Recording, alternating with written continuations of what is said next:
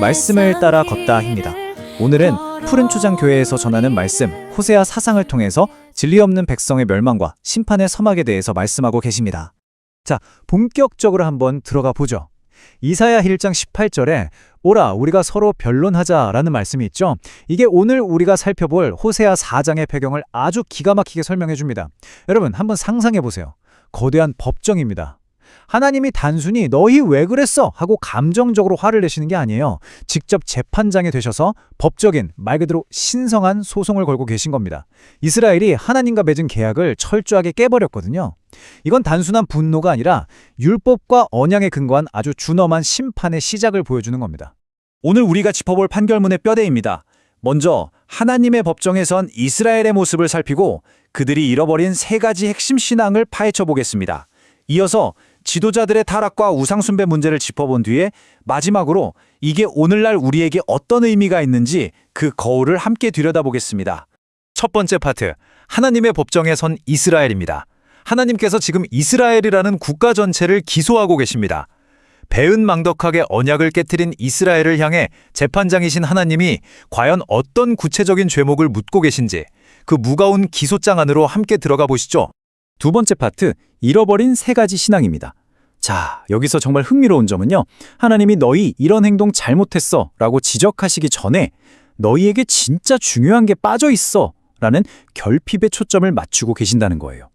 나라의 도덕적, 영적 뿌리를 완전히 흔들어버린 세 가지 빈 공간을 하나씩 살펴보겠습니다.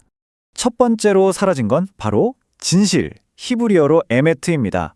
이게 그냥 사실관계를 확인하는 팩트체크를 말하는 게 아니에요. 하나님과 맺은 약속에 대해 얼마나 신실하게 살아가느냐, 그 변함없는 진정성을 말하는 거죠.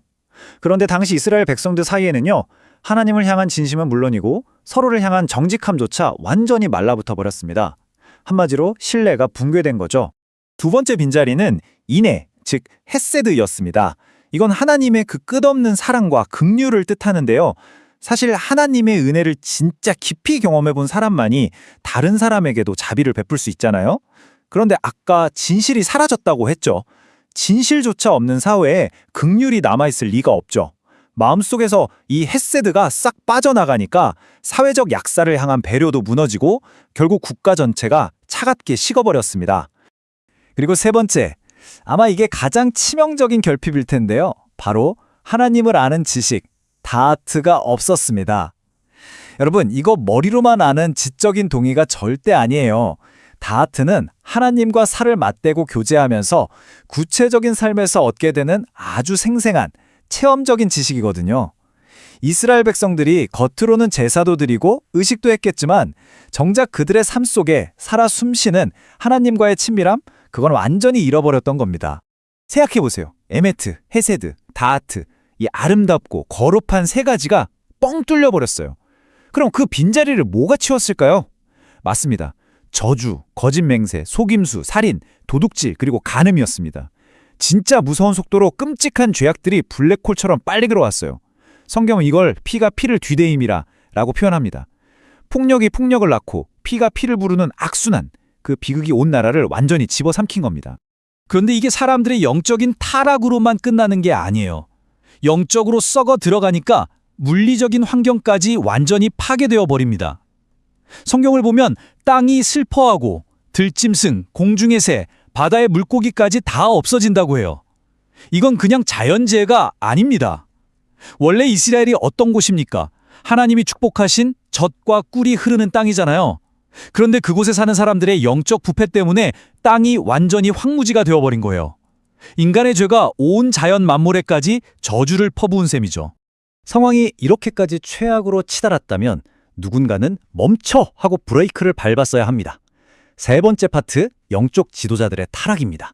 사실 선지자나 제사장들이 백성들의 타락을 막는 방파제 역할을 했어야 했는데 오히려 분개를 더 부추기는 끔찍한 공범들이었습니다. 이 부분이 정말 기가 막히게 보여주는 게 뭐냐면요. 이들 사이에 아주 비극적인 공생관계가 있었다는 겁니다. 제사장들을 한번 보세요. 하나님의 율법을 버린 건 둘째치고 백성들이 바치는 속죄 제물을 먹으면서 자기들 탐욕을 채웠어요. 그러니까 백성들이 죄를 지을수록 들어오는 제물이 많아지잖아요. 속으로 백성들의 범죄를 은근히 반기고 유도하기까지 한 겁니다. 진짜 어처구니가 없죠. 그럼 백성들은 어떻습니까? 올바르게 가르쳐줄 사람이 없으니까 지식이 없어 그냥 망해가는 거예요. 맹인이 맹인을 이끌다가 둘 다 구덩이에 빠져버리는 아주 완벽한 동반 추락이었습니다. 지도자들이 이러니 백성들이 오죽했겠습니까? 네 번째 파트, 우상 숭배와 영적 간음입니다. 이 사람들은 육적인 쾌락과 물질에 대한 탐욕에 눈이 멀어서 영적인 분별력이 완전히 마비돼 버렸습니다. 온 공동체가 음행과 포도주에 취해서 자기들이 도대체 누구의 백성인지 그 정체성조차 까맣게 잊어버린 거죠. 이 구절이 주는 충격을 한번 느껴보세요. 백성들은 나무를 향하여 묻고 나무는 백성들에게 대답한다. 와, 정말 놀랍지 않나요? 온 우주를 만드신 살아계신 하나님을 놔두고 그냥 생명도 없는 나무 토막을 깎아 만든 우상한테 가서 내 인생과 미래를 어떻게 할까요? 묻고 있는 이스라엘의 모습입니다. 하나님을 아는 지식을 잃어버리면 결국 이렇게까지 무지해지고 조롱거리가 된다는 걸 아주 뼈아프게 보여줍니다. 급기야 산당이랑 나무 아래서 딸들과 며느리들이 음행을 저지르는 지경까지 갔습니다. 그런데 여기서 가장 무서운 하나님의 심판이 선고됩니다. 벼락이 떨어졌을까요? 아니요, 바로 방치입니다. 하나님이 당장 벌을 안 주시겠대요. 왜냐하면 로마서 1장에도 나오지만 죄악 속에 그냥 내버려두는 것 자체가 가장 무서운 심판이거든요. 자기들의 파괴적인 욕망에 스스로를 갉아먹도록 그냥 두시는 것, 그 신성한 무관심의 심판이 내려진 겁니다. 북이스라엘이 이렇게 멸망을 향해 폭주하는 걸 보시면서 하나님은 남쪽에 있는 유다를 향해 아주 다급하게 3단계 경고를 날리십니다. 첫째, 우상 숭배의 소굴인 길갈로 가지 마라. 둘째, 우상의 집이 돼버린 벳 아웬으로도 올라가지 마라. 셋째, 우상 섬기면서 겉으로만 여호와의 이름으로 맹세하는 가증스러운 짓 절대 하지 마라. 타락한 북이스라엘의 길을 제발 따라가지 말라는 하나님의 정말 절박하고도 강력한 외침이었죠. 자, 이제 넘어가서 이게 어떻게 이어지는지 한번 보죠. 마지막 5번째 파트, 현대적 적용입니다. 수천 년 전 이스라엘의 영적 붕괴는 단지 고대 역사의 한 페이지로 끝나는 게 아닙니다. 이 부패의 과정은 시대를 뛰어넘어서 바로 지금 우리 세대와 현대교회의 모습을 그대로 비춰주는 아주 선명하고도 두려운 거울입니다. 그래서 우리는 스스로에게 이 아주 묵직한 질문을 던져봐야 합니다. 오늘날 우리의 신앙은 어떠한가? 우리도 혹시 진실과 인애, 그리고 하나님을 체험적으로 아는 지식 같은 진짜 본질은 다 잃어버린 채 그냥 껍데기뿐인 종교적 형식만 남겨두고 있지는 않습니까? 세상이 말하는 돈, 성공, 쾌락 같은 화려한 우상들의 마음을 다 빼앗겨서 참된 분별력을 잃어가고 있는 건 아닌지 정말 깊이 성찰해 보아야 합니다. 결론은 하나입니다. 다시 말씀으로 돌아가서 하나님을 깊이 아는 그 본질적인 신앙을 회복해야만 합니다.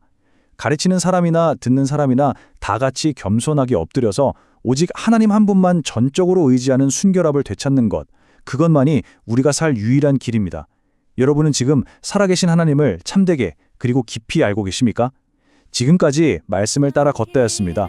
다음 시간에도 호세아 5장을 통해 하나님의 말씀을 살펴보겠습니다. 오늘도 말씀과 함께